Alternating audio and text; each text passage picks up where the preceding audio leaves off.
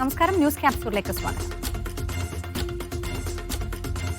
സംസ്ഥാന സ്കൂൾ കായികമേള അത്ലറ്റിക്സിൽ മുന്നേറ്റം തുടർന്ന പാലക്കാട്. മലപ്പുറമാണ് തൊട്ടുപിന്നിൽ. അത്ലറ്റിക് മീറ്റിലെ ആദ്യ ഇരട്ട സ്വർണം മലപ്പുറത്തിന്റെ ആദിത്യ അജി സ്വന്തമാക്കി. 110 മീറ്റർ ഹഡിൽസിൽ ഫസലുൽ ഹക്കിനും ഡിസ്കസ് ത്രോയിൽ സോന മോഹനും മീറ്റ് റെക്കോർഡോടെ സ്വർണം നേടി. 1267 പോയിന്റുമായി തിരുവനന്തപുരമാണ് ഓവറോൾ പോയിന്റിൽ. സൂപ്പർ ലീഗ് കേരളയിൽ ഫോഴ്സ കൊച്ചി കണ്ണൂർ വാരിയേഴ്സിനെ നേരിടുന്നു. മത്സരം ഫോഴ്സ കൊച്ചിയുടെ ഹോം ഗ്രൌണ്ടായ എറണാകുളം മഹാരാജ സ്റ്റേഡിയത്തിലാണ്. ഹോം ഗ്രൌണ്ടിലെ കാണികളുടെ പിന്തുണയിൽ സീസണിലെ ആദ്യ വിജയം പ്രതീക്ഷിച്ചാണ് ഫോഴ്സ കൊച്ചി ഇറങ്ങിയത്. കഴിഞ്ഞ 2 കളികളിലും തോൽവി അറിയാത്ത കണ്ണൂർ വാരിയേഴ്സിന് ഇന്ന് ജയിച്ചാൽ പോയിന്റ് പട്ടികയിൽ 1ാം സ്ഥാനം ഉറപ്പിക്കാം.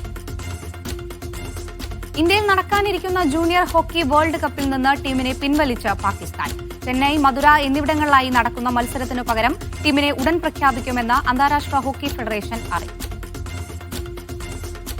വനിതാ ലോകകപ്പിലെ നിർണായക മത്സരത്തിൽ ന്യൂസിലാൻഡിനെതിരെ ഇന്ത്യക്ക് 53 റൺസ് ജയം. ജയത്തോടെ ഇന്ത്യ സെമി ഫൈനൽ ഉറപ്പിച്ചു.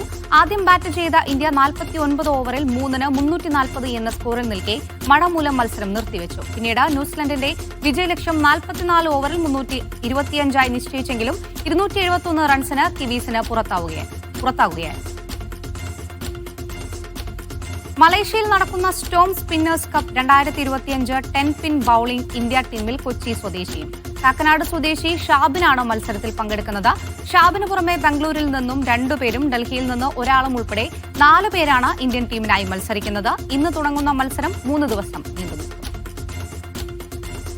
ഏഷ്യൻ യൂത്ത് ഗെയിംസിൽ ചരിത്ര നേട്ടവുമായി ഇന്ത്യൻ കബഡി ടീം. ഇന്ന് നടന്ന 2 ഫൈനലുകളിലും ഇന്ത്യ സ്വർണം നേടി. പുരുഷന്മാരുടെയും വനിതകളുടെയും ഫൈനലിൽ ഇറാനായിരുന്നു എതിരാളികൾ. 2 സ്വർണം ഉൾപ്പെടെ 10 മെഡലുകളുമായി ഇന്ത്യ പട്ടികയിൽ നിലവിൽ 5ാം സ്ഥാനത്താണ്.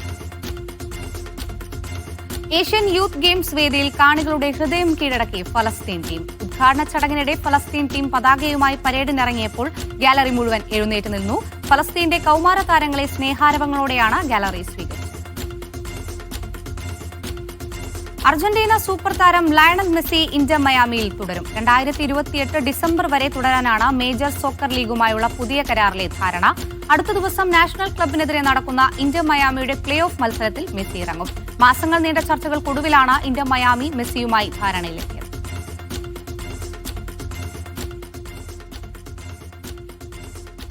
ന്യൂസ് ക്യാപ്സ്യൂൾ പൂർണ്ണമാകുന്നു. ഇനി ന്യൂസ് അപ്ഡേറ്റ്സ് കാണാം. ജീനവർ.